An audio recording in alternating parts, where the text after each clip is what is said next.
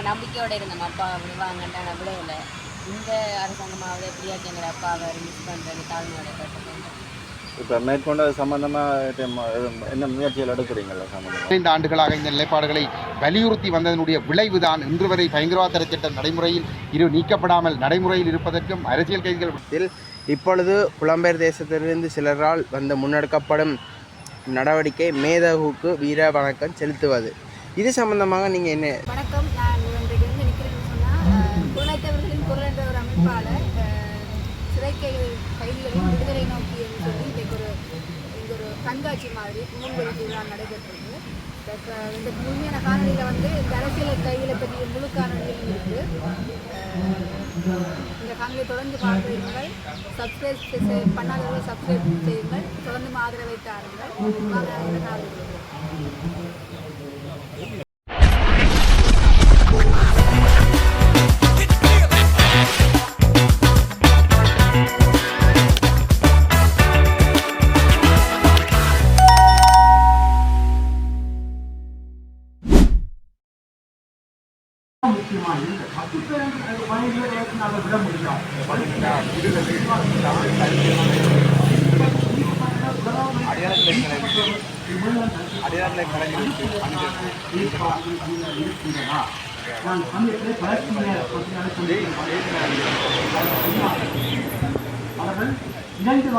எங்களுடைய பிரச்சனையை மாத்திரம் இந்தியாவுடைய அந்த 10 நிகழ்ச்சிகளுக்குள்ள 2வது வச்சு தான் பேசுகிறார்கள். அப்படி என்றால் அரசு தான் பேச முடியும். பாதிக்கப்பட்ட சமூகம் அங்கே போக முடியாது. பாக்கெட் மீட்டிங்களுக்கு தான் நாங்கள் போய் பேசுகிறோம். ஆனால் எங்களுடைய அறிக்கைகள் கூட அங்கே ஒழுங்காக ஆராயப்படாது. நிகழ்ச்சிகள் 4 புவிசார் அரசுகளுக்கு, குறிப்பாக வல்லரசுகளுக்கு இலங்கை அரசு தான் தேவைப்படுகின்றது. அப்ப இலங்கையினுடைய தேவைகள் விருப்பங்கள் தான் அங்கே நிறைவேறுகின்றன. இதுதான் பிரச்சனை. சமாதான பேச்சுவார்த்தை ஆரம்பிக்கப்பட்ட காலத்திலிருந்து புவிசார்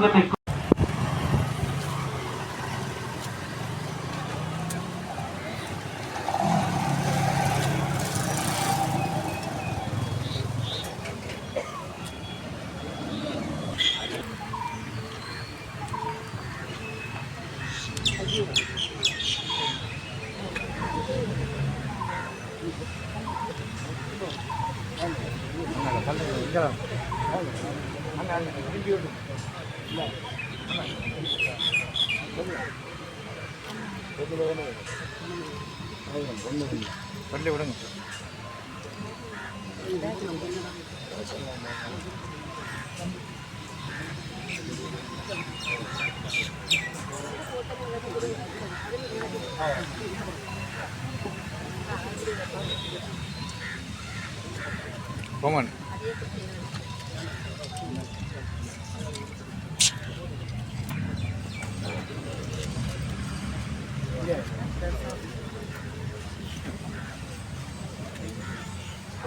Common.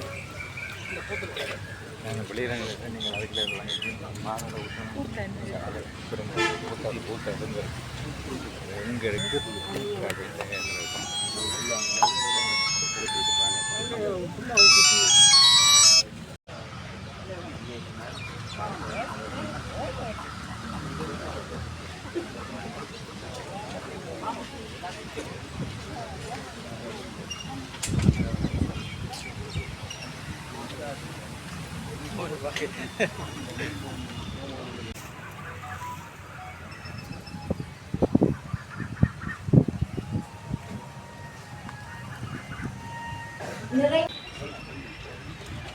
பேராசிரியர் சீனா ரகுராம், கலைப்பீட பீடாதிபதி, யாழ்ப்பாண பல்கலைக்கழகம்.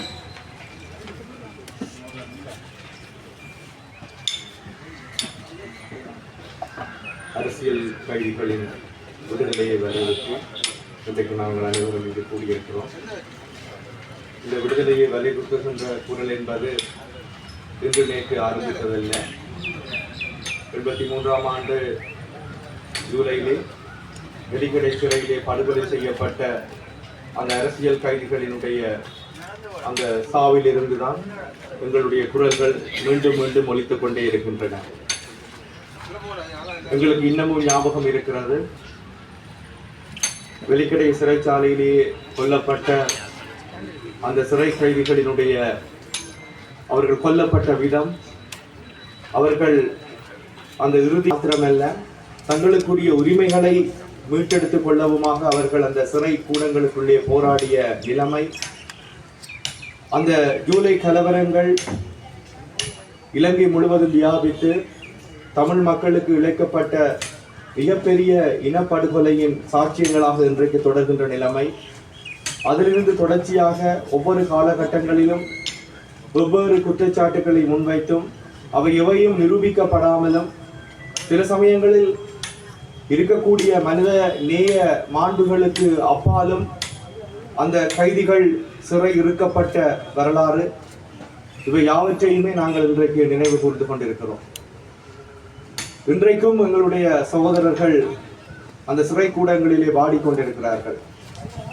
அவ்வாறான ஒரு சூழ்நிலையிலே சிறை கூடத்திலே கைதியாக, அரசியல் கைதியாக இருந்து பல ஆண்டுகளை தன்னுடைய இளமை காலத்தை தொலைத்து தன்னுடைய குடும்ப உறவுகளை சந்திக்காமல் வாழ்ந்து பிறகு ஒரு காலகட்ட பகுதியிலே விடுதலையான விவேகானந்தர் ஒரு சதீஷ் எழுதிய துருவேறும் கைவிலங்கு என்ற அந்த நூல் இன்றைக்கு மக்கள் மத்தியிலே முன்கொண்டு வரப்படுகிறது. அந்த நூலை தான் சிறையிருந்த காலப்பகுதி முழுவதுமாக தான் பெற்ற அனுபவங்கள், தன்னுடைய அவதானிப்புகள், தன்னுடைய மீள்பார்வைகள் எல்லாவற்றையுமாக இணைத்துக் கொண்டு சதீஷ் அந்த நூலில் இருக்கக்கூடிய கட்டுரைகளை வரைந்திருந்தார். அந்த கட்டுரைகள் பலவும் பல வெளியீடுகளிலே இடம்பெற்றாலும் கூட அவை ஒன்று சேர ஒரு துருவேறும் கைவிலங்காக அவை ஒரு பொதுமைப்படுத்தப்பட்டு இணைக்கப்பட்டிருந்த போது அந்த கட்டுரைகள், அவருடைய பார்வைகள், அவருடைய அவதானிப்புகள், அவருடைய அனுபவங்கள் சொல்லி சென்ற செய்திகளினுடைய கனதி மிக அதிகமாக இருந்தது. நான் நினைக்கின்றேன், ஒரு சிறை கைதியாக இருந்து தன்னுடைய அனுபவங்களை இவ்வாறு ஒன்று திரட்டி அவர் அளித்த அந்த நூலாக்கம் இன்றைக்கு கால பொருத்தமாக இன்றைய சூழலிலே இன்றைக்கு இங்கு மக்கள் முன் அது வெளியிட்டு வைக்கப்படுகிறது. உண்மையில் சதீஷ் இந்த நூலை யாழ்ப்பாண பல்கலைக்கழகத்திலே வெளியிடுவதற்கு அவர் எங்களுக்கு ஒரு விண்ணப்பத்தை தந்திருந்தார். அதற்கான காலம் கணிந்து வருகின்ற போது அந்த கால பொருத்தத்தையும் விட, அந்த இட பொருத்தத்தையும் விட இன்றைய பொழுது மிக பொருத்தமாக இருக்கிறது. ஏனென்றால் அரசியல் கைதிகளின் விடுதலைக்காக நாங்கள் போராடி கொண்டிருக்கின்ற போது, எங்களுடைய சகோதரர்கள் இன்னமும் அந்த சிறைக்கூடங்களிலே வாடிக்கொண்டிருக்கிற போது, அவர்களுக்கான குரலாக நாங்கள் ஒலிக்க வேண்டிய ஒரு முக்கியமான பொது தளத்திலே கூடி நின்று இந்த நூலை நாங்கள் வெளியிட்டு வைப்பது என்பது நினைக்கிறேன் மிக பொருத்தமானது. இந்த நூல் கொண்டிருக்கக்கூடிய விடயதானங்கள் மக்கள் மத்தியிலே கொண்டு செல்லப்பட வேண்டும். இன்றைக்கு அரசியல் கைதிகளாக இருப்பவர்களுடைய துயரங்கள், அந்த அவலங்கள், அவை யாவுமே மக்களுடைய செவிகளிலே ஒலிக்க வேண்டும். அதற்கு இந்த நூல் நிச்சயமாக ஒரு முக்கியமான கருவியாக அமையும். இந்த நூலை இன்றைக்கு நாங்கள் மக்கள் மத்தியிலே முன்கொண்டு வருவதிலே, உண்மையில் அந்த சந்தர்ப்பத்திலே அந்த நூலை ஆக்குவதிலே அவர் அந்த சிறைக்கூடத்திலிருந்து எனக்கு ஒரு விண்ணப்பத்தை தந்திருந்தார். அதற்கான முன்னுரையை எழுதி தரும்படி அந்த நூலை, அவருடைய கட்டுரைகளை, அவருடைய துயரங்கள், அவலங்கள், அவர்களுடைய உரிமை குரல்கள் பற்றிய ஒரு செவிசாய்ப்பு. இரண்டாவது, அதற்கு நாங்கள் இடம் வெளியீடு அமைந்திருக்கிறது. இந்த நூல் அனைத்து தரப்புகளிடமும் சென்றடைய வேண்டும். நான் நினைக்கின்றேன், முடியுமாக இருந்தால் அது ஏனைய மொழிகளிலும் மொழிபெயர்க்கப்பட்டு அது உலகின் கண் முன்னாலே எங்களுடைய தமிழ் அரசியல் கைதிகள் சந்தித்து வந்திருக்கின்ற வேதனைகளை சொல்வதாக அமைய வேண்டும். அதற்கான காலம் கைகூடி வரும். அதற்கு முன்னதாக எங்கள் கூடியிருக்கக்கூடிய சிறைகளில் வாடியிருக்கக்கூடிய அரசியல் கைதி பற்றியில் எழுது என்று கூறிக்கொள்ளும் என்று உரைக்கு வருகின்றேன். இன்றைய சமகாலத்திலே தமிழர்களுக்குள்ளே இருக்கக்கூடிய உள்ளக ரீதியான பிரச்சனைகளை நாங்கள் பேசிக் கொண்டிருக்கின்றோம். கொழும்பில் இருக்கக்கூடிய வெளிநாட்டு தூதர்கள் அல்லது வெளிநாடுகளில் வரக்கூடிய பிரதிகளை சந்தித்தால் அவர்கள் சொல்லுகின்ற விடயங்கள், உங்களுக்குள்ளே ஒற்றுமை இல்லை என்ற விடயம், நீங்கள் ஒன்றாக வாருங்கள், ஒன்றாக பேசுவோம் என்று கூறுகின்ற விடயங்கள். இது பற்றி பல இடங்களிலே நான் எழுதியிருக்கின்றேன். எங்களுக்குள்ளே ஒற்றுமை இல்லை என்று அவர்கள் சொல்லுகின்ற காரியம் என்னவென்றால், நாங்கள் கேட்கின்ற கோரிக்கைகளுடைய அந்த தன்மையை, வலுவை, அந்த பெருமதியை குறைக்கின்ற ஒன்றாகத்தான் அது இருக்கின்றது.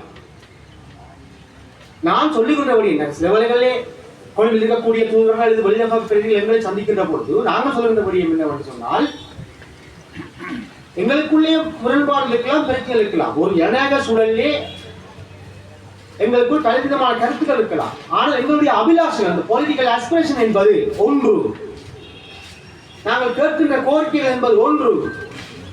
அதைத்தான் நீங்கள் விளங்கிக் கொள்ள வேண்டும், புரிந்து கொள்ள வேண்டும். அதை கேட்கின்ற பொழுது எங்களுக்குடைய ஒற்றுமை இல்லை என்று சொல்லி தட்டிக்கழிக்கின்ற முறைமை என்பது எங்களுடைய வலிவான கோரிக்கையை மனிதப்படுத்துகின்ற அல்லது பலவீனப்படுத்துவதாகத்தான் நாங்கள் பார்க்கின்றோம். இப்ப 13வது திருத்த சட்டம் என்று சொன்னால் அதை நடைமுறைப்படுத்துவதற்கு தமிழ் தேசிய கட்சிகளுடைய அல்லது தமிழ் மக்களுடைய ஆதரவு என்பது தேவையில்லை. நான் சமீபத்திலே கூட ஒரு ராஜாந்திரை சந்தித்த பொழுது அவர் எனக்கு சொன்னார். நான் சொன்னேன், அது ஏற்கனவே நாடாளுமன்றத்தில் அங்கீகரிக்கப்பட்டிருக்கிற ஒன்று, 3/2 பெரும்பான்மையோடு அங்கீகரிக்கப்பட்ட ஒரு சட்டம். அதை நடைமுறைப்படுத்துவது 24 மணிக்காலம் போது நியாயவழிக்கு அல்லது நாடாளுமன்றத்திற்கு. அதை நடைமுறைப்படுத்தினாலே பாதி பிரச்சனைகள் தீர்ந்துவிடும். மக்கள் அதை ஏற்கிறார்கள், ஏற்கவில்லை என்பது வேறு. ஆகவே அதை கூட நடைமுறைப்படுத்த முடியாமல் எங்களுக்குள்ளே ஒற்றுமை இல்லை என்று சொல்லி தட்டி கழிக்கின்ற ஒரு வழியம். அடுத்ததாக நான் இந்த ஜெனீவாவை நோக்கிய பிரச்சனைக்கு வருகின்றேன். இன்னும் கிட்டத்தட்ட நான் 15 ஆண்டுகள் கடந்து விட்டேன். யுத்தம் இல்லாமல் ஒழிக்கப்பட்டு அல்லது போர் முடிக்கப்பட்டு இந்த 15 ஆண்டுகளிலும் சர்வதேச நகர்வுகள் எப்படி இருந்தன? நான் அரசியல் கைதிகளுடைய விடயத்தோடு வருகின்றேன். 2002ஆம் ஆண்டு சமாதான பேச்சுவார்த்தை ஆரம்பிக்கப்பட்ட பொழுது இந்த அரசியல் கைதிகளை நாங்கள் போர் கைதிகள் என்று அழைக்க வேண்டும் என்ற கோரிக்கை முன்வைக்கப்பட்டது. போர் கைதிகள், அரசியல் கைதிகள் என்ற பதம் இல்லை, எழுந்து 1950களில். இப்போது யுத்தம் முடிந்த வரக்கூடிய மகாவம்சம் மிக மோசமான முறையை தமிழக சித்தரிக்கிறது என்றால் இன்னொரு 50 ஆண்டு காலத்துக்கு பின்னர் எங்கள் நிலைமை என்ன? இன அழிப்பு என்பது எங்கே இருந்து வருகிறது என்றால் 1950களிலே ஆரம்பிக்கிறது. 1956ஆம் ஆண்டு திருவோணமலையிலே வந்து செல்வா தமிழிசை கட்சியுடைய மாநாட்டிலே சொல்லுகிறார், இன அழிப்பை கட்டமைக்கிறது அரசாங்கம். அப்ப 1920ஆம் ஆண்டு இலங்கை தேசிய இயக்கம் உடைந்ததிலிருந்து 1924ஆம் ஆண்டு தமிழர் மகாசபை ஆரம்பிக்கப்பட்ட காலத்துக்கு 100 ஆண்டுகள் தாண்டிவிட்ட ஒரு விவகாரம். அப்ப இன அழிப்பு என்பது அங்கிருந்து வருகின்ற பொழுது இப்போது யுத்தம் இல்லாத காலத்திலே பாடத்திட்டங்களிலே சிங்கள மொழி கலப்புகள், வரலாற்று பிரிவுகள் எல்லாமே இருக்கின்றன. யாழ்ப்பாணத்தை சிங்கள பேராக மாற்றியிருக்கிறார்கள். நகதீவ என்று யாழ்ப்பாணம் மாற்றப்பட்டிருக்கிறது. திருவோணமலை கோணநாட்டு என்று மாற்றப்பட்டிருக்கின்றது.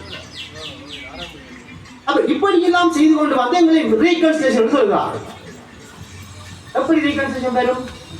அப்ப இன அழிப்பு விசாரணை கோருகின்ற தமிழ் தரப்பு என்ன செய்ய வேண்டும் என்றால், தனியே கொல்லப்பட்டது அல்ல, 30 ஆண்டு கால யுத்தம் மாத்திரம் அல்ல, 50களிலிருந்து வருமாக இருந்தால் எங்களுக்கான அந்த விசாரணை கோரப்படுகின்ற பொழுது தனியே இலங்கை அரசாங்கத்தை மட்டும் நோக்கியதாக அந்த விசாரணை அமையும். இதை விடுத்து நாங்கள் என்ன செய்கிறோம்? போர்க்குற்ற விசாரணை, மனிதகுலத்திற்கு எதிரான குற்றங்கள். இப்ப போர்க்குற்ற விசாரணை, மனிதகுலத்திற்கு எதிரான குற்றங்கள் என்பது மேற்கு நாடுகளுக்கு செய்யப்பட்ட சொற்கள். அது விசாரிக்கப்படுகின்ற பொழுது என்ன நடக்கும் என்றால், இளைஞர் ராணுவம், போராளிகள் எல்லோரும் விசாரிக்கப்படுவார்கள், எல்லோரும் குற்றம் செய்தார்கள். That's all. ஆனால் இன அழிப்பு என்று வருகின்ற பொழுது 50ஆம் ஆண்டில் தொடங்கினால் இன்று பாடத்திட்டங்களிலே வரலாற்று நூல்கள் எப்படி வரலாறு எப்படி திணிக்கப்பட்டிருக்கின்றன, எப்படி சிங்களத்துக்கள் திணிக்கப்படுகின்றன, எப்படி நடைமுறைகள் மாற்றப்படுகின்றன யுத்தம் இல்லாத காலத்தில் என்று சொன்னால், அப்படி வருகின்ற பொழுது இலங்கை அரசை மட்டும்தான் விசாரிக்கின்ற ஒரு நிலைமை வரும். ஆனால் அதை ஒருமித்த குரலை கேட்பதற்கு தமிழ் தேசிய கட்சியில் தயாராக இல்லை. அப்ப போர்க்குற்ற விசாரணை, மனிதகுலத்துக்கு எதிரான குற்றங்கள் என்பது அடுத்தபட்சமாகத்தான் விசாரிக்கப்பட வேண்டும். இது எங்கே கொண்டு போக வேண்டும்? சர்வதேச நீதிமன்றம், சர்வதேச குற்றவியல் நீதிமன்றம் என்பது 2002ஆம் ஆண்டு உருவாக்கப்பட்ட ஒன்று. 2002ஆம் ஆண்டு ஜூலை மாதம் 2ஆம் தேதி உருவாக்கப்பட்ட ஒன்று. அது விசாரணை எடுக்குமாக இருந்தால் அந்த காலப்பகுதியில் தான் குற்றங்களை எடுக்கும். நாங்கள் இன அழிப்பு கோருவது 50ஆம் ஆண்டு காலத்தில் இருந்து. அப்ப சர்வதேச நீதிமன்றம் அதற்கு ஒரு வழி. ஆனால் பாதிக்கப்பட்ட சமூகமாக நாங்கள் அங்கே போக முடியாது, அதுக்கு ஒரு அரசு வேண்டும். இப்ப பல்துருவகால அரசு என்ற நிலைமை இருக்கின்ற பொழுது நாங்கள் பல நாடுகளோடு முறைப்பட முடியும். நாங்கள் அங்கே போகவில்லை, நாங்கள் தனியே ஒன்று இந்தியா அல்லது அமெரிக்கா என்ற மாதிரி தான் நிற்கின்றோம். அப்ப அந்த 2 அரசுகளுடைய புவிசார் அரசியல் தேவை என்னவென்றால், இலங்கை அரசு, இந்தோ பசிபிக் பிராந்தியத்தில் அவர்களுக்கான பாதுகாப்பு முறைகளை இலங்கை அரசு தேவை. அப்ப அதை கடந்து எங்களால் இன்னொரு அரசியலை நோக்கி பயணிக்க முடியாத சூழல் இருக்கின்றது. எங்களுக்கு வாய்ப்புகள் இருக்கிறது. 1950ஆம் ஆண்டு இன அழிப்பு சாசனத்தில் ஐக்கிய சபையினுடைய இன இருக்கின்றது. அது எல்லா நாடுகளும் சட்டமாக்கியிருந்தது. இலங்கை சட்டமாக்கியிருந்தது. 2007ஆம் ஆண்டு சாதாரண சட்டமாக்கி இருக்கின்றது. அது சுயநிர்ணய உரிமை என்பது முக்கியமானது. அந்த சப்ஜெக்டை எடுத்துவிட்டு இனங்களுக்கு எதிரான பேச்சு, மதங்களுக்கு எதிரான அடுத்த சிறப்பு பிரதிகளை வழங்கி வைப்பதற்காக ஆனந்த சுதாகரன் அவர்களுடைய பிள்ளைகளை அழைத்திருக்கிறோம்.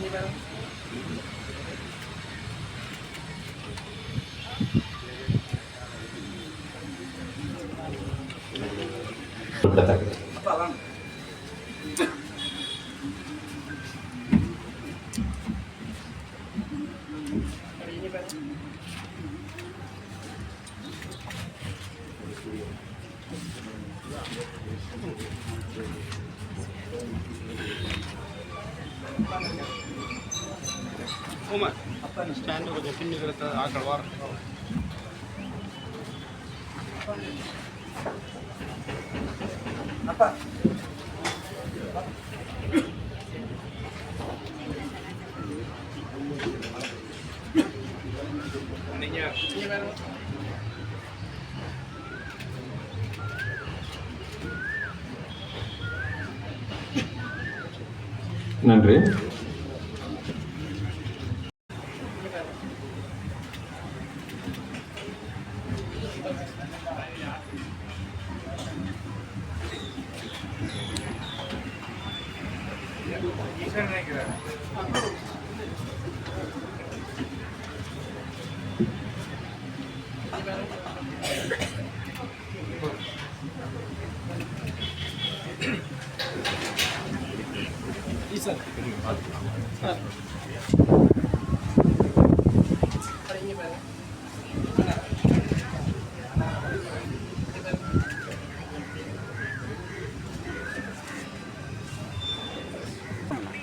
இந்த நேரத்தில் உங்களை சந்திக்கிற மகிழ்ச்சி. இன்றைக்கு நீங்கள் வந்த காரணம் என்ன? நாங்கள் கடந்த 3-4 வருடங்களாக தொடர்ச்சியாக குரலற்றோர் குரல் அமைப்புடன் இணைந்து அரசியல் கைதிகளுடைய விடுதலை தொடர்பாக பல வேலைகளை செய்து கொண்டிருக்கின்றோம். குறிப்பாக தென்னிலங்கையில் இருக்கக்கூடிய எங்களுடைய அமைப்புகள் சார்பாக அரசியல் கைதிகளுடைய விடுதலை மற்றும் பயங்கரவாத தடை சட்டத்தினுடைய நீக்கம் தொடர்பாக நாங்கள் பாரிய அளவிலே வேலை திட்டங்களை செய்து கொண்டிருக்கின்றோம். எங்களுடைய ஒத்துழைப்பை வழங்குவதற்காகவும் எங்களுடைய நீண்டகால இணைப்பினை வெளிப்படுத்துவதற்காகவும் இதுவரை வந்திருக்கிறோம். நேற்றைய நாளிலே பார்த்தீங்கன்னு சொல்லினால் உங்களுக்கு தெரியும், புதியரசத்திலே எங்களுடைய கௌரவ அமைச்சர் அவர்களுடன் தென்னிலங்கையிலிருந்து எங்களுடைய சிங்கள உறவுகளும் இந்த இடத்திலே வந்திருந்தார்கள். அவர்களது ஒரு வேடிக்கையான பாடல்களை ஆடி பாடி மகிழ்ந்ததை நாங்கள் காணுவோம். இது என்னத்தை எடுத்துக்காட்டுறது, என்னத்தை வெளிப்படுத்துகிறது? குறிப்பாக ஜேவிபி அல்லது என்பிபி என்கின்ற இந்த இயக்கம் அல்லது கட்சி அவர்களும் பல நினைவேந்தல் நாட்களை வைத்திருக்கின்றார்கள். அவர்களும் ஒரு ஆயுத போராட்டத்தில் இருந்தவர்கள், அவர்களுக்கும் இழப்புகள் இருக்கின்றது, அவர்களுக்கும் மாவீரர்கள் இருக்கிறார்கள், அவர் கார்த்திகை வீரர்கள் என்று அழைப்பார்கள், அவர்களுக்கெல்லாம் நினைவேந்தல் வைத்திருக்கின்றார்கள். எனவே கருப்பு ஜூலை என்று அழைக்கப்படுகின்ற ஒரு நாள் தமிழ் மக்கள் மத்தியிலே மிகவும் கொடூரமான ஒரு நாளாக இருக்கின்றது. பல்லாயிரக்கணக்கானோர் கொல்லப்பட்டு அவருடைய உடைமைகள் அளிக்கப்பட்டு 50,000க்கும் மேற்பட்டவர்கள் அகதிகளாக்கப்பட்ட ஒரு நாள் மிகவும் வருத்தத்துடன் நினைவு கூறப்பட வேண்டிய ஒன்று. இனி இப்படி ஒன்று நடக்காது என்பதை உறுதிப்படுத்த வேண்டிய ஒரு நாள், வருத்தத்துடன் மன்னிப்பு கேட்க வேண்டிய ஒரு நாள் என்பதை அவர்கள் மறந்துவிட்டார்கள். உண்மையான சகோதரத்துவம் என்பது முதலில் எங்களுக்கு ஏற்பட்ட பாதிப்புகளை அங்கீகரிக்கும் ஒரு தரப்பாக தென்னிலங்கை தரப்பு இருக்க வேண்டும். அங்கீகரிப்பதுடன் அதனை ஏற்றுக்கொண்டு அடுத்த கட்ட நகர்வாகத்தான் நல்லிணக்கத்துக்கு செல்ல முடியும். இது எதையும் செய்யாமல் திடீரென்று வந்து சகோதரத்துவம் என்று கூறுவதில் எந்தவித அர்த்தமும் இல்லை. எனவே அவர்கள் இன்னும் சரியாக புரிந்து கொள்ள வேண்டும், எந்த இடத்திலிருந்து இதனை ஆரம்பிக்க வேண்டும் என்பதை அவர்கள் புரிந்து கொள்ள வேண்டும் என்கின்ற அந்த விடயம்தான் எனக்கு தோன்றியது. இன்றைய நிலையில் இன்று தமிழ் மக்கள் அனுபவிக்கின்ற அவலங்கள் நீதி கேட்கின்ற பொறிமுறைக்கு இன்னும் சரியான தீர்வுகள் எட்டப்படாத நிலையிலே அவர்களுக்கு இப்படியான ஒரு சகோதரத்துவம் அவசியமற்றது என்பதுதான் என்னுடைய கருத்து. இன்றைய நாளிலே கூட நீங்கள் இந்த அரசியல் கைதிகள் இந்த விடுதலைகளை வலியுறுத்தும் முகமாகவே இந்த நிகழ்வுகளும் ஏற்படுகின்றது. ஆனால் அந்த வகையிலே ஆனந்த சுதாகரன் அண்ணாவுடைய விடுதலை இதுவரைக்கும் கேள்விக்குறியாக இருப்பது. இது சம்பந்தமாக நீங்கள் ஏதாவது விடுதலை சம்பந்தமான முயற்சிகள் எடுத்துக்கலாம்? கடந்த மாதம் நான் நேரடியாக நீதியமைச்சரை சந்தித்திருந்தேன். அவரோடு உரையாடிய காணொளிகள் எல்லாம் நான் வெளியிட்டிருந்தேன். நீதியமைச்சரோடு நேரடியாக அரசியல் கைதிகளுடைய விடுதலை தொடர்பாக கேட்டிருந்தேன். அனைவரும் 10 பேரினுடைய விடுதலை தொடர்பாக கேட்டிருந்தேன். தீர்ப்பளிக்கப்பட்டு குற்றவாளிகள் என தீர்மானிக்கப்பட்டவர்களை நாங்கள் விடுதலை செய்கிறதில் சற்று சிக்கல் இருப்பதாக கூறியிருந்தார். 10 பேரில் 2 இன்னும் நீதிமன்ற தீர்ப்புகள் வழங்கப்படவில்லை. அவர்களது விடுதலை தொடர்பாக தான் பரிசீலிப்பதாக குறிப்பிட்டிருந்தார். ஒருவரிடமாக தடுத்து வைக்கப்பட்டிருக்கின்ற ஆனந்தவர்மன் அரவிந்தனுடைய விடுதலையை தான் செய்வதாக உறுதியளித்து ஆனந்தவர்மனுக்கு தற்பொழுது பிணை வழங்கப்பட்டிருக்கின்ற சிறிது நாட்களில் வெளியே வருவார். ஆனால் இந்த அரசாங்கம் மக்களிடம் அரசியல் கைதிகளை விடுதலை செய்வோம் என கூறி அந்த ஆணையை பெற்றிருக்கின்றது. மக்கள் வாக்குகளை அளித்திருக்கின்றார்கள். எனவே அவர்கள் குறிப்பிட்ட விடயத்தை நிறைவேற்ற வேண்டியது அவர்களுடைய தேவை. அரசியல் கைதிகள் குற்றம் சாட்டப்பட்டு குற்றம் நிரூபிக்கப்பட்டால் கூட அந்த நிரூபித்த குற்றத்திற்கு எது சான்றாக இருக்கின்றது என்றால் அவர்களுடைய ஒப்புதல் வாக்குமூலம். பல சித்திரவதைகளின் ஊடாகத்தான் ஒப்புதல் வாக்குமூலங்களை பெறப்பட்டிருக்கு. குறிப்பாக 20-30 வருடங்கள் தாண்டியும் சிறையில் இருப்பவர்களுக்கு இந்த தண்டனை போதுமானது. அவர்கள் இதற்கு மேல் தங்களுடைய வாழ்க்கை இழக்க தேவையில்லை. 18 வயதில் கைது செய்யப்பட்ட பார்த்திபன் சிவகுமார் என்ற 50 வயதை எட்டி இருக்கிறார். எனவே அவர்களுக்கு வாழ்க்கை இருக்கின்றது. அவர்கள் வெளியில் வாழ்ந்ததை விட சிறையில் வாழ்ந்தது அதிகமாக இருக்கிறது. இவற்றையெல்லாம் கருத்தில் கொண்டு இந்த மக்களை விடுதலை செய்ய வேண்டும். அதுவே உண்மையான சகோதரத்துவம் என்று நான் கருதுகிறேன். இந்த நீங்கள் சொல்கிற மாதிரி இந்த ஏவிபி அரசாங்கம் அல்லது மக்கள் கட்சி என்று சொல்லிக் கொண்டிருக்கிறவர்கள் ஆரம்ப காலத்தில் முதல் தேர்தல் கால பகுதியிலேயே நாங்கள் அரசியல் கைதிகளை விடுதலை செய்வோம், அதாவது சிங்கள மக்களையும் சிங்கள கைதிகளையும் தமிழ் அரசியல் கைதிகளையும் நாங்கள் சமமாகவே பார்ப்போம் என்று கூறியிருந்தார்கள். தற்போது அதாவது மிரிசிவில் கொலை வழக்கு உங்களுக்கு தெரிந்து கொண்டீர்கள். மிரிசிவில் கொலை வழக்கில் சம்பந்தப்பட்ட இராணுவ அதிகாரியை பொது மன்னிப்புகளிலே விடுதலை செய்திருக்கிறார்கள். அந்த விடுதலையை அந்த பொது மன்னிப்பை ஏன் ஒரு தமிழ் அரசியல் கட்சிகளுக்கு ஒரு தமிழ் அரசியல் கைதிகளுக்கு வழங்கவில்லை? இதில் வேற்றுமை பார்க்கிறீர்களா? மிரிசிவில் படுகொலை சுனில் ரத்நாயக்காவினுடைய 5 வருடத்தின் பிற்பாடான விடுதலையும் எங்களுடைய விடுதலையும் ஒன்றல்ல. முதலில் எங்களுக்கு வழங்க வேண்டிய விடுதலை என்பது வேறு. இது நேரடியாக மக்களை பாதுகாக்க வேண்டிய பொறுப்பில் இருக்க வேண்டிய இராணுவ வீரர் 8 பேரை கொலை செய்திருக்கின்றார். 9வது நபர் நேரடியாக சாட்சி கூறியிருக்கின்றார். இதையெல்லாம் மீறி கோட்டாபாய அவர்கள் வெறும் 5 வருடத்தில் அவரை விடுதலை செய்திருந்தார். இது முற்றிலும் மிகவும் பாரதூரமான விடயம். எனவே இங்கு 2 விடயங்களை கவனத்தில் கொள்ள வேண்டும். ஒன்று, மக்களை பாதுகாக்க வேண்டிய பொறுப்பில் இருக்கக்கூடிய இராணுவ வீரர்கள் நிகழ்த்திய படுகொலைகளுக்கான தண்டனை என்பது பாரிய. அவர்கள் பொறுப்பில் இருந்து மீறி பாதுகாக்க வேண்டியவர்கள் கொலை செய்திருக்கின்றார். இன்னும் ஒன்று, உள்நாட்டிலே எழுந்த கலவரங்களால், உள்நாட்டில் எழுந்த சூழல்களால், உள்நாட்டில் எழுந்த இனங்களுக்கு இடையிலான முரண்பாடுகளால் தோற்றம் பெற்ற ஆயுத குழுக்களின் ஊடாக ஏற்பட்ட கிளர்ச்சிகள், அவர்களுக்கு கொடுக்கப்பட வேண்டிய மன்னிப்புகள் என்பது வேறொன்று. 2மே ஒன்றல்ல. இது படுகொலை, இது ஆயுதக்குழு. 2க்கும் வழங்கப்படிய மன்னிப்பு என்பது வேறொன்று. கருணாவை எப்படி மன்னித்தார்கள், பிள்ளையானை எப்படி மன்னித்தார்கள், கேபி எப்படி மன்னித்தார்கள் என்பதிலிருந்து ஏனைய தரப்புக்கான விடுதலையை நாங்கள் கேட்டு வாங்க என்று அவர்களை விட இவர்கள் அந்த ஆயுத போராட்டத்தில் உயர்ந்த நிலையில் இருக்கவில்லை. இந்த அடித்தட்டில் இருந்தவர்கள் அல்லது இருந்தவர்கள் என குற்றம் சாட்டப்பட்டவர்கள் இந்த தண்டனையை வீணாக அனுபவித்துக் கொண்டிருக்கின்றார்கள். எனவே இதில் நாங்கள் கவனம் செலுத்த வேண்டும். பொது மன்னிப்பு என்பதை விட எங்களுடைய பார்வை என்னவென்றால் அவர்கள் குற்றமற்றவர்கள் விடுதலை. இந்த குற்றம் நிரூபிப்பதற்கான போதிய ஆதாரங்கள் இல்லாமல் தான் அவர்கள் குற்றம் சாட்டப்பட்டுக் கொண்டிருக்கிறார்கள். கேபிஐ நீங்கள் ஆயுத போராட்டத்தில் ஈடுபட்டவர் என்று கூறுகிறீர்கள். ஆயுத போராட்டத்துக்கான முழுமையான பாரிய பங்களிப்பை வழங்கியதாக தான் அவரை நாங்கள் பார்த்தோம். தற்போது புலம்பெயர்ந்து இருக்கிற சில இசமிகள் கேபிஐ இடைக்கால தலைவராக அறிவிக்கப் போவதாக கூறுகிறார். குறிப்பாக புலம்பெயர் தரப்புகளில் இலங்கையில் இன்று வாழக்கூடிய தமிழ் மக்களுக்கு ஒரு நிரந்தர அரசியல் தீர்வையும் போராட்டம் என்ற ஒரு ஆயுத போராட்டத்தினுடைய உண்மையான தூய்மையையும் அதில் இழந்த உயிர்கள், அதில் ஈடுபட்டவர்களுடைய தூய்மையான நோக்கம், அவருடைய அர்ப்பணிப்பை மதிக்கின்ற ஒரு தரப்பை மட்டும்தான் நாங்கள் மதிக்க வேண்டும். ஒருவனை அங்கே அவர்களுடைய வாழ்க்கைக்காக ஒரு நிலைத்திருப்பதற்கான ஒரு அரசியலை செய்கின்ற ஒரு சிறிய தரப்புகள் இருக்கின்றது. அவர்களுடைய அரசியலால் இங்கிருக்கின்ற மக்களுக்கு ஏதாவது பயன் இருக்கின்றதா என்பதை நாங்கள் முதலில் ஆராய்ச்சி செய்வோம். அங்கு பல்வேறுபட்ட தரப்புகள் இருக்குது.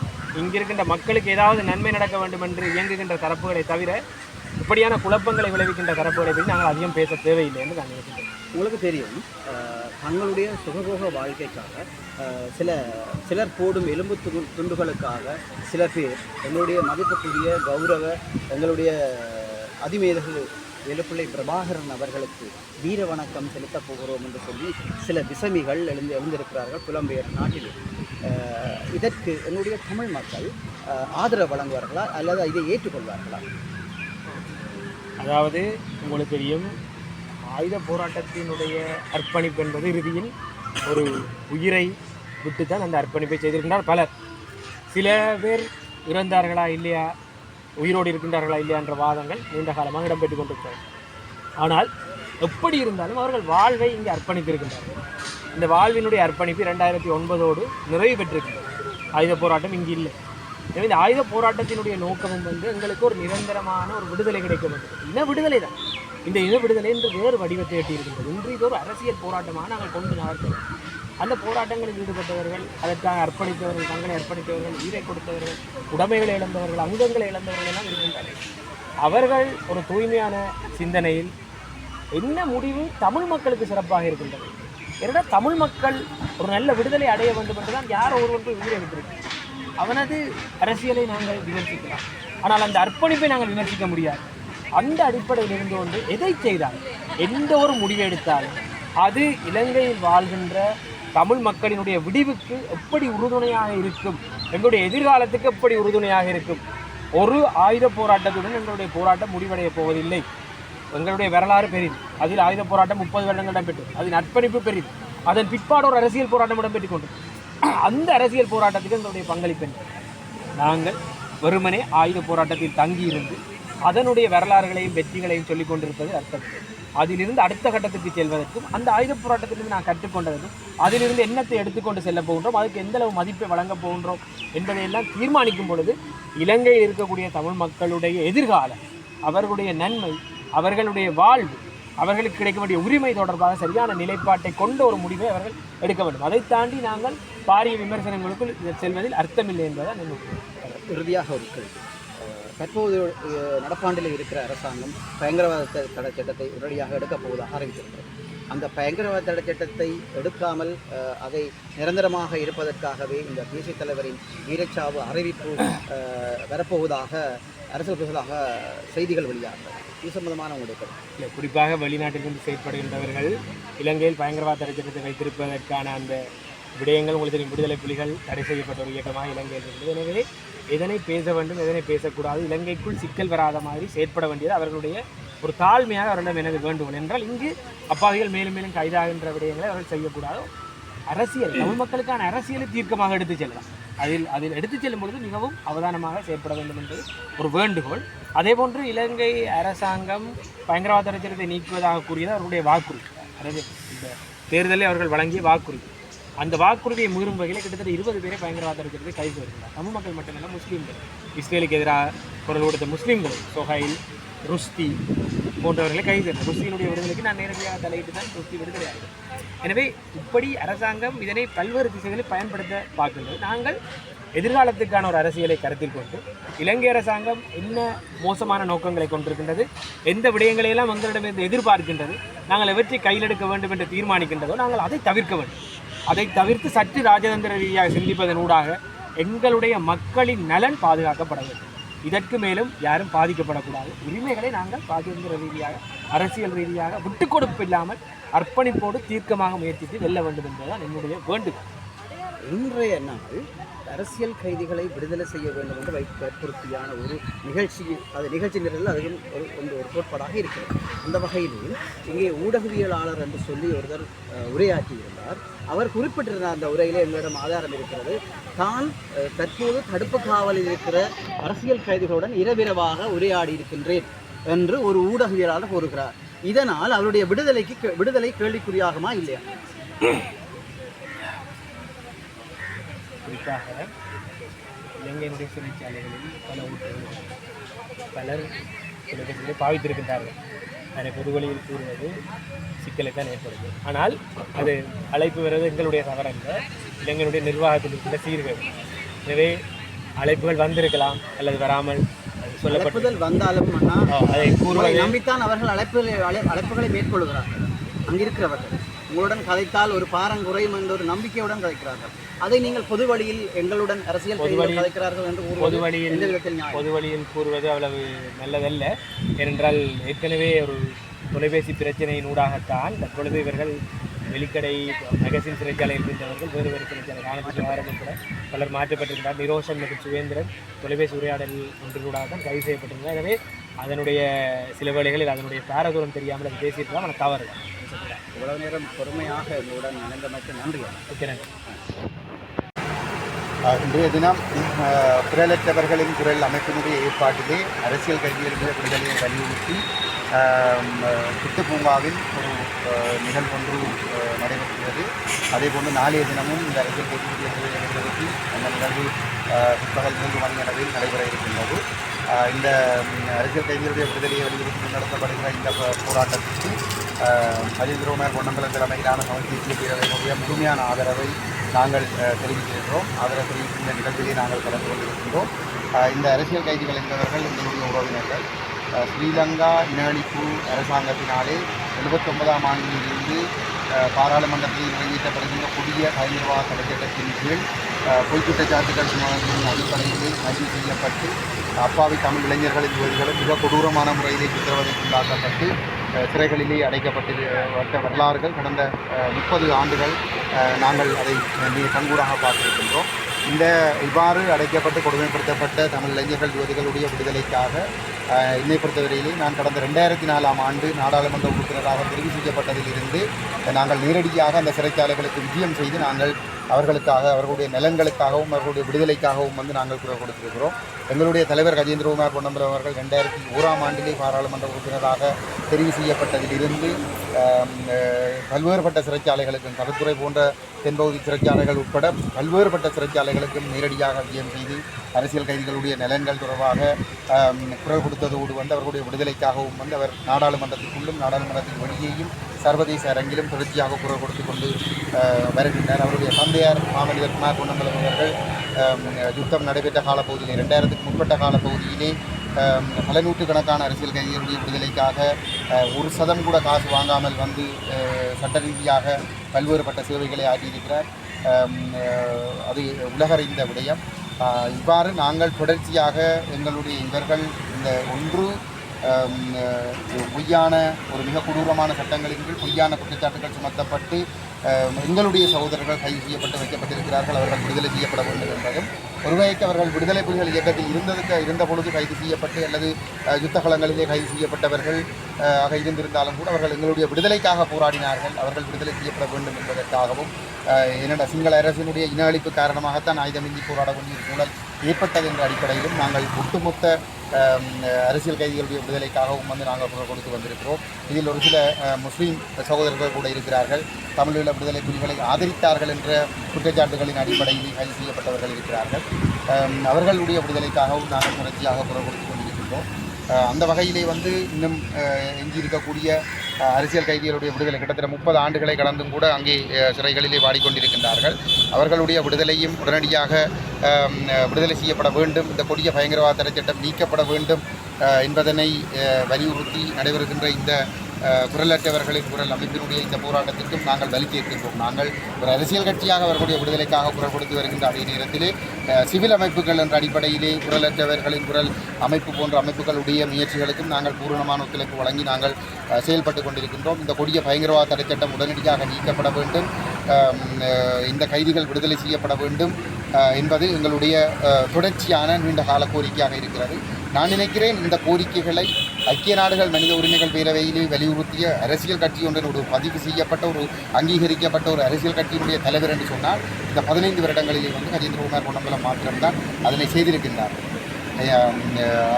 அந்த வகையில் நாங்கள் இந்த மக்களுக்காக இந்த மக்களுடைய துன்பதுயரங்களோடு நாங்கள் அதை முடிவுக்கு கொண்டு வருவதற்காக தொடர்ந்து பயணித்துக் கொண்டிருக்கின்றவர்கள் என்ற அடிப்படையில் நாங்கள் இந்த போராட்டத்துக்கு எங்களுடைய முழுமையான ஆதரவை நாங்கள் தெரிவித்துக் கொண்டிருக்கின்றோம். அத்தோடு எங்களை பொறுத்தவரையிலே இன்று வரை இந்த அரசியல் கைதிகளுடைய இந்த விடுதலை சாத்தியமில்லாமல் போயிருப்பதற்கு மிக முக்கியமான காரணங்களில் ஒன்று தமிழ் மக்கள் மீது இன அழிப்பு செய்த ஸ்ரீலங்கா அரசாங்கத்திற்காக ஒரு சர்வதேச குற்றவியல் விசாரணையை நோக்கி கொண்டு செல்லாமல் இந்த இன அழிப்பு செய்த தரப்பே இந்த பொறுப்புக்கூறலை செய்யலாம், உள்ளக விசாரணையை செய்யலாம் என்று தமிழ் மக்களால் தெரிவு செய்யப்பட்ட தலைமைத்துவம் 15 வருடங்களாக இந்த சர்வதேச மோதலை வலியுறுத்தி வந்ததன் காரணமாக பாதிக்கப்பட்ட தரப்பே உள்ளக விசாரணை மீது இந்த இன அழிப்பு செய்த அரசு மீது நம்பிக்கை வைத்திருக்கிறது என்ற அடிப்படையில் உள்ளக விசாரணைக்கு வழங்கப்பட்டு வந்த சந்தர்ப்பங்கள் காரணமாக இலங்கை அரசு தமிழர்களை தொடர்ந்தும் துன்புறுத்துகின்ற செயல்பாடுகளை முன்னெடுக்கக்கூடியதாக இருந்தது. உண்மையிலே அவர்களை சர்வதேச விசாரணை என்ற ஒரு பொறிக்குள் கொண்டு சென்று நாங்கள் இறுக்கியிருப்போமாக இருந்தால் நிச்சயமாக அவர்கள் தமிழர்களுடைய காலிலே விழுகின்ற ஒரு நிலைமையை உருவாக்கி இருக்க முடியும். அவர்கள் இந்த அரசியல் கைதிகளுடைய விடுதலையை செய்கிறோம், உங்களுடைய நிலங்களை விடுவிக்கிறோம், இந்த இராணுவ ஆக்கிரமிப்புக்கு நாங்கள் முற்றுப்புள்ளி வைக்கிறோம், உங்களுடைய அரசியல் உரிமைகளை தருகிறோம், எங்களை இந்த சர்வதேச விசாரணையில் இருந்து நீங்கள் காப்பாற்றுங்கள் என்று தமிழர்களிடம் வந்து கெஞ்சுகின்ற ஒரு நிலைமையை நாங்கள் உருவாக்கி இருக்க முடியும். ஆனால் துரதிருஷ்டவசமாக இன அழிப்பு செய்தவர்கள் மீதே நம்பிக்கை வைத்து அவர்களை எங்களுக்கு விசாரித்து நீதி தருவார்கள் என்று பாதிக்கப்பட்ட தமிழ் மக்களுடைய தரப்பாக இருந்த தமிழ் தேசிய கூட்டமைப்பு, தமிழரசு கட்சியினுடைய வீட்டு சின்னத்திலே போட்டியிட்டு வெற்றி பெற்ற தமிழ் தேசிய கூட்டமைப்பை 15 ஆண்டுகளாக இந்த நிலைப்பாடுகளை வலியுறுத்தி வந்ததனுடைய விளைவுதான் இன்று வரை பயங்கரவாத சட்டம் நீக்கப்படாமல் நடைமுறையில் இருப்பதற்கும், அரசியல் கைதிகள் விடுதலை செய்யப்படாமல் இருப்பதற்கும், அரசியல் தீர்வு எட்டப்படாமல் இருப்பதற்கும் ஒற்றை காரணம் அதுவாகத்தான் இருக்கின்றது. ஆகவே இந்த தவறுகளை அவர்கள் திருத்திக் கொள்ள வேண்டும். மக்கள் இவர்களுடைய இந்த போக்கை விளங்கிக் கொள்ள வேண்டும். விளங்கிக் கொண்டு மக்கள் எதிர்காலத்தில் சரியான முடிவுகளை எடுத்தால் மாத்திரம்தான் மாற்றங்களை ஏற்படுத்தக்கூடியதாக இருக்கும். நன்றி. வணக்கம். இன்றைய நாளிலே நாங்கள் கூடுதலாக எல்லோரும் தமிழ் அரசியல் கைதிகளின் விடுதலையை வலியுறுத்தி கோரி இந்த இடத்திலே ஒன்று கூடியிருக்கிறோம். அதற்கு ஒரு சர்வ நிறுவனங்கள் இதுக்கு அனுசரணை வழங்கி கொண்டிருக்கிறது. அந்த வகையிலே நீங்கள் இந்த இடத்துக்கு வருகின்ற நாங்களும் பெருமைப்படுகின்றோம். அந்த வகையில் அரசியல் கைதிகள் சம்பந்தமான தற்போதைய அரசாங்கத்தில் நீங்கள் என்னவெல்லாம் எடுத்து கூற இருக்கிறீர்கள்? அதாவது இந்த அரசியல் கைதிகளுடைய விடயம் என்பது ஓர் 2 நாட்கள் விடயங்கள் அல்ல. எங்களுடைய மண்ணிலே ஒரு தொடர்ச்சியாக, அதாவது இன்று 30 ஆண்டுகள் 40 ஆண்டுகள் தசாப்த கணக்கிலே சிறைகளிலே தமிழ் இளைஞர்கள் தடுத்து வைக்கப்பட்டிருக்கிறார்கள். அவர்கள் மீது ஒரு சர்வதேச அளவிலே ஏற்றுக்கொள்ளப்பட முடியாத மிக கொடூரமான உலக மனித உரிமை ஒழுங்குகளுக்கு அப்பாற்பட்ட சட்டம் என்று சொல்லக்கூடிய பயங்கரவாத தடை சட்டத்தின் அடிப்படையிலே குற்ற வாக்குமூலங்கள் பெறப்பட்டு அவர்கள் அந்த சட்டங்களின் அடிப்படையிலே தடுத்து வைக்கப்பட்டிருக்கின்றார்கள். அதே நேரத்திலே அவசர சட்டம் என்ற விடயங்களின் அடிப்படையிலே கடந்த காலங்களிலே கைது செய்யப்பட்டவர்களும் விசாரணைகளின்றி தடுத்து வைக்கப்பட்டிருக்கின்றார்கள். ஆகவே உலக அளவிலேயே மிகவும் மிலேச்சத்தனமான மனித உரிமைகளை மீறத்தக்க சட்டங்கள் என்ற அடிப்படையிலே தமிழ் இளைஞர்கள் என்ற காரணத்திற்காக எங்களுடைய இளைஞர்கள் தடுத்து வைக்கப்பட்டிருக்கிறார்கள். இந்த தடுத்து வைப்பு என்பது உங்களுக்கு தெரியும். அதாவது விசாரணைகள் என்று வருகின்ற போது அவை அனைத்து சிங்களத்திலே வாக்குமூலங்கள் பெறப்பட்டு, அதே நேரத்திலே சித்திரவதைகள் செய்யப்பட்டு, தடுப்புகளிலே வைத்து துன்புறுத்தப்பட்டு, கொல்லப்பட்டு, கொடூரமாக பெறப்பட்ட வாக்குமூலங்களாக இருக்கின்றன. இந்த வாக்குமூலங்களின் அடிப்படையிலே தான் இலங்கையிலே அவர்கள் மீதான விசாரணைகள் இடம்பெறுகின்றன. இதே நேரத்திலே அவர்கள் பலர் விசாரணைகள் இன்றியே இருக்கின்றார்கள். இவ்வாறாக கைது செய்யப்பட்டு கொண்டு செல்லப்பட்ட பலர் இன்று எங்கு இருக்கின்றார்கள் என்று எங்களுக்கு தெரியாது. ஆகவே இவர்கள் கொன்றளிக்கப்பட்டார்களா, வெளிந்து காணாமலாக்கப்பட்டார்களா, கொன்று புதைக்கப்பட்டார்களா என்று எல்லாம் எங்களுக்கு தெரியாத ஒரு சூழ்நிலை இருக்கின்றது.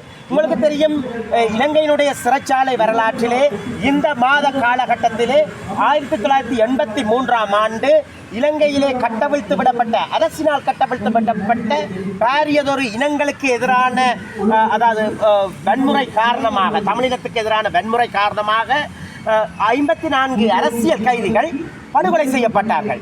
விடுதலை போராட்ட முன்னோடிகளான அண்ணன் குட்டிமணி, தங்கத்துறை, ஜெகன் உள்ளிட்ட 54 அரசியல் கைதிகள் கொல்லப்பட்டார்கள். ஆகவே அவர்கள் கொல்லப்படுகின்ற போது காடையர்களிடம் துறப்புக்களை கொடுத்தவர்கள், அந்த சிறைகளை துறந்து கொள்ளுங்கள் என்று துறப்புக்களை கொடுத்தவர்கள் யார் என்றால் அரசாங்கத்தினுடைய அதிகாரிகள். அந்த காலகட்டத்திலே ஜனாதிபதி அவர்கள் சொல்லியிருந்தார், நாட்டிலே அதாவது புயல் வீசினால் புயல் வீசித்தான் தீரும் என்று சொல்லியிருந்தார். வன்முறையை அடக்குவதற்கு அரசாங்கம் முயற்சிக்கவில்லை. இது மாறி மாறி ஆட்சிக்கு வந்த அரசாங்கங்கள் செய்து வந்திருக்கின்றன. அது பின்னரான சூழ்நிலைகளே டில்ருக்ஷன் என்ற ஒரு அரசியல் கைதி கோமா நிலையிலும் விலங்கிடப்பட்ட நிலையிலே கைது செய்யப்பட்டார், கொல்லப்பட்டார். அதே நேரத்திலே நிமலரூபன் என்ற ஒரு அரசியல் கைதி கொல்லப்பட்டார். இவ்வாறாக பல அரசியல் கைதிகளை தெரிந்தும் வெளி தெரியாத வகையிலும் அரசு கொன்றுவிட்டது. அவ்வாறாக கொன்றவர்களிடத்திலிருந்து இன்று சொற்பளவானவர்கள் மிச்சமாக இருக்கின்றார்கள். 16 ஆண்டுகள் இன்று யுத்தம் முடிவடைந்ததாக கூறப்படுகின்ற ஒரு சூழ்நிலையிலே நாங்கள் இவர்களை நிபந்தனையின்றி விடுதலை செய்ய கோருகின்றோம். ஒரு இனத்தினுடைய அடிப்படை மனிதாபிமான காரணம் ஏனென்று சொன்னால், உலகம் எதிர்க்கின்ற, ஏன் இலங்கையிலே எல்லோரும் முற்போக்காளர்கள் எதிர்க்கின்ற ஒரு மிக பாரதூரமான வன்முறைகளுடன் கூடிய மனித உரிமைகளை மீறுகின்ற மிலேச்சத்தனமான சட்டம் ஒன்றின் வாயிலாக கைது செய்யப்பட்டவர்களை விடுதலை செய்வது என்பது ஜனாதிபதிக்கு ஒரு தகுந்த காரியமாக இருக்கின்றது. உங்களுக்கு தெரியும், மினிஸ்வில் பகுதியிலே பொதுமக்கள் கொன்று மலக்குழியுக்களே போடப்பட்டிருந்தார்கள். 8 தமிழர்கள் கொல்லப்பட்ட வழக்கிலே இருந்த அதாவது ராணுவ சிப்பாய் கூட இந்த நாட்டினுடைய அரசியல் வரலாற்றிலே விடுதலை செய்யப்பட்டிருக்கின்றார். அதுபோன்று ஏராளமான மோசடிகளுக்கு சொந்தக்காரர், தமிழ் மக்கள் மீதான அநியாயங்களை செய்தவர்கள் பாதுகாக்கப்பட்டிருக்கின்றார்கள், விடுவிக்கப்பட்டிருக்கின்றார்கள். அப்படி இருக்கும்போது ஒரு சிற்சில விடயங்களின் அடிப்படையிலே மிகவும் ஒரு ஈனத்தனமாக இந்த அரசியல் கைதிகள் கைது செய்யப்பட்டிருப்பதை நாங்கள் வன்மையாக கண்டிக்கின்றோம். அடிப்படையிலே நீங்கள் யோசித்து பாருங்கள். இன்று கூட ஆனது தான் எங்களுடைய கோரிக்கை. குறுக்கிறதுக்கு மன்னிக்க வேண்டும். உங்களுக்கு தெரியும், ஆனந்த சுதாகரனாவின் கைது சம்பந்தமாக, அதாவது அவருடைய துணைவியாரின் இறப்புக்கு அந்த கடமைகளை செலுத்திவிட்டு கை விலங்குடன் அவரது வாகனத்தில் ஏறும்போது அவரது வேட்டியை பிடித்து அவரது பிள்ளை தானம் வருகிறேன் தன்னையும் அழைத்துச் செல்லுங்கள் என்று கூறியிருந்தார். அந்த காணொலி உலகம் ஃபுல்லாக சனல் 4 தொலைக்காட்சியிலேயும் அந்த காணொலி ஒருபரப்பாக இருந்தது. இதை பார்த்துவிட்டு கூடி இந்த ஸ்ரீலங்காவை, இந்த நாட்டை ஆளுகின்ற அரச தலைவர்கள் ஏன் மௌனம் சாதிக்கிறார்கள்? அதாவது உங்களுக்கு இப்போ நீங்கள் குறிப்பிட்ட போது மிருசிவில் கொலை வழக்கில் இராணுவ சிப்பாய்க்கு பொது மன்னிப்பு வழங்கிய அதே அரசாங்கம் எங்களுடைய ஆனந்த சுதாகரனுக்கு என்னத்திற்காக பொது மன்னிப்பு வழங்காமல் இருக்கிறதுக்கு காரணம் என்ன? அவர்கள், அதாவது இலங்கையினுடைய ஆட்சியாளர்கள் எப்போதும் பௌத்த சிங்கள பேரணவாதத்தின் தயவிலே தான் ஆட்சி நடத்த துணிகின்றார்கள். இன்றைய அரசாங்கம் சொல்லுகின்றது, அதாவது தான் சில மாற்றங்களை ஏற்படுத்துகின்றேன் என்று. அதை அனைத்தும் ஊழல் சார்ந்த, ஜனநாயகம் சார்ந்த மாற்றங்கள். அவற்றை நாங்கள் நிராகரிக்கவில்லை, வரவேற்கின்றோம். ஆனால் இனம் என்ற அடிப்படையிலே தமிழ் மக்களுக்கு எதிரான விடயத்திலே அவர்கள் இன்றைக்கும் குறிக்கோளாக இருக்கின்றார்கள். படையினரையோ அல்லது போலீசாரையோ இந்த விடயங்களிலே விசாரிக்கக்கூடாது என்பதிலே உறுதியாக ஸ்ரீலங்கா அரசாங்கம் இருக்கின்றது. அதன் அடிப்படையிலே தான் இவ்வாறான வழக்குகள், விடயங்கள் அனைத்தும் கிடப்பிலே போடப்படுகின்றன. இன்று உங்களுக்கு தெரியும், அரசியல்வாதிகளுடைய வழக்குகள் முன்னெடுக்கப்படுகின்ற அளவு வேகத்திற்கு அப்பாவி இளைஞர்களுடைய வழக்குகள் முன்னெடுக்கப்படுவதில்லை. அவர்களுடைய வழக்குகள் தவணையிடப்பட்டு வருகின்றன. சட்டமா அதிபர் திணைக்களங்களுடைய ஆலோசனைகளை பெறுவதிலே பலதரப்பட்ட தாமதங்கள் இருக்கின்றன. எது எப்படியோ அவர்கள் தங்களுடைய வாழ்க்கையை மிஞ்சிய காலங்களை சிறைகளிலே கழித்து விட்டார்கள். இதற்கு மேலான தண்டனைகள் அவசியமல்ல. ஒரு நீதியின் அடிப்படையிலே, நியாயத்தின் அடிப்படையிலே அவர்களை ஜனாதிபதி பொதுமன்னிப்பின் அடிப்படையிலே விடுவிக்க வேண்டும். இன்று உங்களுக்கு தெரியும், போருக்கு பின்னர் ராஜபக்ஷ அரசாங்கம் 3 அறுதி பெரும்பான்மையுடன் பாராளுமன்றத்திலே இருந்தது. போரின் காரணங்களை, தனது வெற்றியை காரணம் காட்டி இந்த இளைஞர்கள் அனைவரையும் விடுவித்திருக்கலாம். ஆனால் அவர்கள் மேற்கொள்ளவில்லை. ஏன்? இது தமிழ் மக்கள் சார்ந்த பிரச்சனை என்ற அடிப்படையிலே. அதுபோன்றுதான் இன்று அருணகுமார திசாநாயக்கா அவர்கள் சார்ந்த அரசாங்கமும் அறுதி பெரும்பான்மையுடன் பாராளுமன்றத்திலே இருக்கின்றார்கள். அவர்கள் ஒரு பொருளாதார நெருக்கடியின் பின்னர் ஆட்சியை ஏற்றுக்கொண்டவர்கள். சிங்கள மக்களிடத்திலே தெளிவுபடுத்தல்களை மேற்கொண்டிருக்க வேண்டும். அவர்கள் அதனை மேற்கொள்ளவில்லை. ஆக மொத்தத்தில் தேர்தல்களை மாத்திரம்தான் கவனத்தில் கொள்கின்றார்கள். ஒரு அரசியல் கட்சிகள் ரீதியாக சில ஊழல்களை காட்டிக்கொண்டு ஆட்சி காலத்தை ஓட்டிச் செல்வதிலே அவர்கள் கண்ணாக இருக்கின்றார்கள். இன்னும் ஒரு விடயம் பாருங்கள். இந்த காலகட்டம் என்பது எங்களை பொறுத்தவரையிலே வெளிக்கடை தியாகிகள் தினம் என்று எங்களுடைய மக்கள் 3000 பேர், கொழும்பிலே 3000 பேர் வரையிலானவர்கள் உயிருடன் போட்டு எரிக்கப்பட்டு, காரிலே போட்டு எரிக்கப்பட்டவர்கள். வாக்காளர் டாப்புகளின் அடிப்படையிலே எங்களுடைய மக்கள், அதாவது தமிழர்கள் என்ற அடையாளத்தை தேடி சென்று வீடு வீடாக படுகொலை செய்யப்பட்டார்கள். அதுபோன்று 300 மில்லியன் ரூபாய் டாலர்கள் அந்த காலகட்டத்தில் 1983ஆம் ஆண்டு 300 மில்லியன் ரூபாய் டாலர்களிலே எங்களுடைய இனத்திற்கு அழிவு ஏற்பட்டது. அதுபோன்று கடைகள் எரிக்கப்பட்டன. 1.5 லட்சம் மக்கள் அகதிகளாக, உள்நாட்டிலே ஒரு இடம்பெயர்ந்தவர்களாக அகதிகளாக நிர்மூலமாக்கப்பட்டார்கள். இதனால் இந்த நாட்டிலே வசிக்க முடியாத என்ற ஏராளமான தமிழர்கள் நாட்டை விட்டு வெளியேறினார்கள். இப்படியாக ஒரு சோகத்தை நாங்கள் சுமந்திருக்கின்ற இந்த காலகட்டத்திலே வெளிக்கடை சிறைச்சாலையிலே அண்ணன் குட்டிமணி, ரங்கத்துறை, ஜெகன் உள்ளிட்ட 54 அரசியல் கைதிகள் கொடூரமாக கொலை செய்யப்பட்டார்கள். கண்களை தோன்றி கொலை செய்யப்பட்டார்கள். அந்த கொலை செய்யப்படுகின்ற சந்தர்ப்பத்திலே இலங்கை அரசாங்கம் தான் அந்த கொலைகளை செய்வதற்காக சிறைகளிலே இருந்த ஏனைய, அதாவது காவாலி கைதிகளுக்கு துறப்புக்களை கொடுத்தது. அது சர்வதேச ஆதாரங்கள் இருக்கின்றன. அதாவது சர்வதேச பன்னாட்டு நிறுவனம் சொல்லி இருக்கின்றது அந்த காலகட்டத்திலே இடம்பெற்றது ஒரு இனப்படுகொலை என்று. ஆனால் கொழும்பிலே இருந்து ஒரு அமைச்சர் தலைமையிலே இங்கு ஜால்தவியிலே வருகின்றார்கள் சகோதரத்துவத்துக்கான பயணம் என்று. அவர்கள் பைலா பாடுகின்றார்கள். ஒவ்வொரு புகையிரத நிலையங்களிலும் பைலா பாடி வரலடிக்கின்றார்கள். ஆகவே இவர்கள் செய்வதிலே நாங்கள் கேட்கின்றோம், உங்களுக்கு ஈவிரக்கம் இருந்தால், இந்த அனுரகுமார அரசாங்கத்துக்கு ஈவிரக்கம் இருந்தால் எங்களுடைய மக்களுக்கு ஒரு பொறுப்பு குரலை செய்யுங்கள், நீதியான விசாரணையை செய்யுங்கள். ஆனால் இந்த கட்டமைப்பிலே எந்த நடவடிக்கையும் நடக்காது. ஏனென்று சொன்னால் இவர்கள் சர்வதேச பொறுப்பு குரலையும், அதாவது எங்களுடைய மக்களுக்கு நீதி வழங்குவதையும் தாமதப்படுத்துவதற்கு, போலியான வகையிலே பலதரப்பட்ட சகோதரத்துவத்துக்கான நிகழ்ச்சி என்றெல்லாம் பலதரப்பட்ட கட்டுக்கதைகளை கூறி நிகழ்வுகளை ஏற்பாடு செய்து எங்களுக்கு கிடைக்கக்கூடிய நீதியை தடுக்கின்றார்கள். ஆகவே இங்கிருக்கின்ற அரசுக்கு ஒத்துதுகின்றவர்கள் கூட ஒரு விடயத்தை கவனத்தில் கொள்ள வேண்டும். இந்த அரசாங்கம் எங்களை ஏமாற்றுகின்றது, ஏற்கனவே இருந்த அரசாங்கங்களைப் போல. அதுக்கு நீங்களும் ஒத்துழைக்கப் போகின்றீர்களா என்று நாங்கள் கேள்வி எழுப்புகின்றோம். அடிப்படையிலே இந்த இடத்திலே தமிழ் மக்கள் கூட்டாக சிந்திக்க வேண்டியவர்களாக இருக்கின்றோம். எங்களுக்கு இருக்கக்கூடிய இன்றைய இடைவெளி ஒரு சர்வதேச விசாரணையும். உங்களிடம் ஒரு கேள்வி என்று இந்த காலப்பகுதியிலே ஐநா மனித உரிமை உயர்ஸ்தானிகர் ஸ்ரீலங்கா வந்து செம்மணி புதகுலியை பார்வையிட்டு மக்களின் பிரச்சனையை தன் கையால் அந்த மனுக்களை வேண்டி சென்ற நேரத்தில் இப்பொழுது புலம்பெயர் தேசத்திலிருந்து சிலரால் வந்து முன்னெடுக்கப்படும் நடவடிக்கை மேதகுக்கு வீர வணக்கம் செலுத்துவது. இது சம்பந்தமாக நீங்கள் என்ன நினைக்கிறீர்கள்? அடிப்படையிலே நாங்கள் எங்களிடத்திலே கடவுள்கள் இருக்கின்றார்கள். கடவுள்கள் பிறப்பதும் இல்லை இறப்பதும் இல்லை, அவர்கள் என்றும் வாழ்ந்து கொண்டிருக்கின்றார்கள். ஆகவே நாங்கள் எங்களுடைய இனம் சார்ந்து இன்றைக்கு எங்களுடைய விடுதலை போராட்டம் என்ன லட்சியத்துடன் எங்களுடைய மக்களுக்கு ஈடேற்றமான விடயங்களை அடைய வேண்டும் என்று நினைத்ததோ அந்த விடயங்களைத்தான் நாங்கள் முன்னெடுக்க வேண்டும். ஒரு கொள்கை வழியிலே முன்னெடுக்க வேண்டியவர்களாக இருக்கின்றோம்.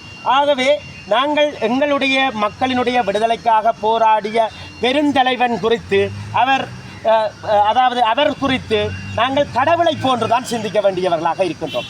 ஆகவே நான் கூறுகின்றேன், கடவுள்கள் பிறப்பதும் இல்லை இறப்பதும் இல்லை. ஆகவே இந்த விடயங்களின் அடிப்படையிலே கடவுள்களை ஒத்ததாக நாங்கள் அந்த தலைவனை சிந்திக்க வேண்டியவர்களாக இருக்கின்றோம். நன்றி. நான் அரசியல் கைதி ஆனந்த சுதாகருடைய அம்மா. ஆனந்த சுதாகர் தற்சமயம் 18 வருடங்களாக சிறையில் இருக்கிறார். அவருக்கு 2 பிள்ளைகள் இருக்குது, மனைவியும் இறந்து விட்டார். எனக்கும் இப்போ வயது போய்கொண்டிருக்கிறது. 2 பாட்டிமார் சேர்ந்து தான் இந்த 2 பிள்ளைகளையும் வளர்த்து கொண்டிருக்கிறோம். ஆனால் கூடிய சீக்கிரம் பிள்ளைகள் 2க்கும் அவர்களுடைய அப்பா ஆனந்த சுதாகர் கெரியில் வர வேணுமென்றதைத்தான் நான் கேட்டுக்கொள்கிறேன். வேறு ஒன்றுமில்லை. எங்களுக்கு ஆற்ற பண உதவியின் தேவையில் பிள்ளைகளுக்கு தகப்பன்ற பாசம் ஒன்று தான் வேணும். தாய் இறந்து 6 வருடங்கள் ஆகிப்பது. வயசு போனாக்கள் நாங்கள் இனி பிள்ளைகளின் எதிர்காலத்தை வைத்து என்ன செய்யலாம்ன்றதை யோசிக்க இயலாது. அவர்களுடைய அப்பா தான் பிள்ளைகளின் எதிர்காலத்தை பற்றி சிந்திக்க வேணும். இப்போ அரசியல் கைதிகள் விடுதலை சம்பந்தமாக இந்த அரசாங்கம் வாக்குறுதி கொடுத்துருக்கணும். நீங்கள் எப்படி எதிர்பார்க்குறீங்களா? அனுர சேனாய்க்கா வரையக்க சொன்னார். முதலாக சொல்லி அவர் அரசியல் கைதிகள் எல்லாரையும் விடுதலை செய்கிறேன்ட்டு. ஆனால் அதே சொல்லு நிறைவேற்ற இல்லை. முழு அரசியல் கைதிகளும் காணாமல் ஆக்கப்பட்டவையும் மனம் வருந்தி கொண்டிருக்கணும் அனுர திசாநாயக்கால. ஆனபடியில் முழு தமிழ் அரசியல் கைதிகளையும் விடுதலை செய்ய வேணும். அவர்களின் பிள்ளைகளின் நலன் கருதித்தான் விடுதலை செய்ய சொல்லி கேட்குற மொழிய வேறு ஒன்றுக்காக வேண்டிய.